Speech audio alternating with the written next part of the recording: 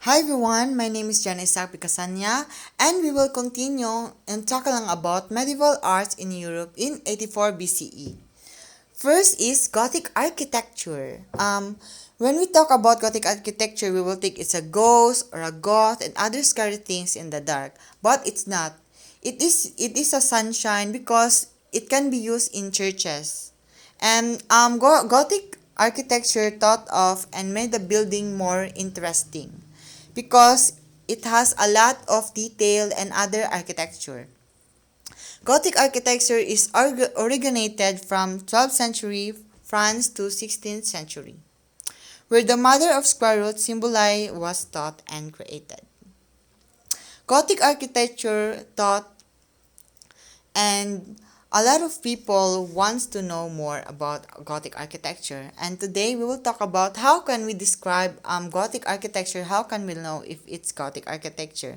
First is we need to observe the pointed arc. Secondly, the rib vault, and third is high building.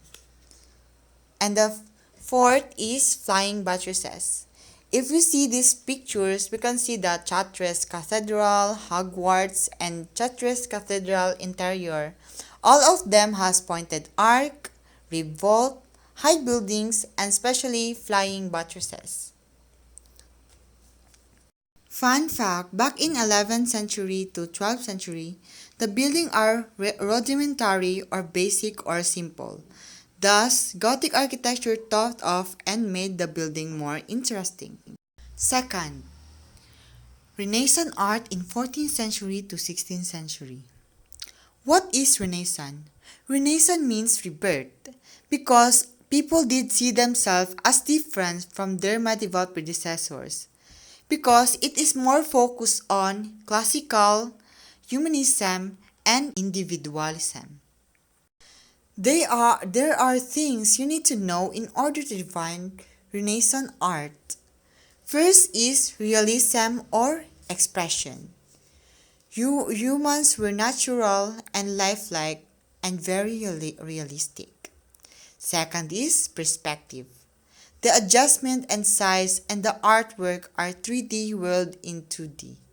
Surface like illusion of depth, like in the picture. Third is classicism. Classical stage style form of ancient Rome and ancient Greece, and it is non-religious that doesn't involve with the Catholic Church. Fourth is individualism. As we can see in the picture, this picture has a lot of detail and it is one of the famous art of Leo da Vinci, and it is called Mona Lisa. This individualism, it is focused on the singular object because the artist want us to know that she is standing on the wall or a structure. Fifth is light and shadow. As we can see in the picture, we can see the light and shadow are focused together and they are just combining each other so that use light shadow create depth. Complex 6 is complex and arrangement. As we observed in the sixth picture, we can see a lot of people are doing handshaking, hugging, arguing, and they are talking a lot of stuff. And as we can see further on the picture, they are interacting with each other. A lot of interactions. That's an example of complex arrangement art. Seventh is naturalism. Naturalism art is more on focus on realistic object and it in natural setting. Like if you can see in the picture, there are kids and there is an apple that her mother holding. The picture is more focused on the mother and the object itself. Third is Baroque art period. This art period are in 1600 to early 700 to 18th century. It was very popular in Europe. There are three things in order to define Baroque art. First is theatrical lighting. because was an era of art that has a lot of theatrical lightning in their work. For example is Samson and Delilah and Tenebrism in Baroque art.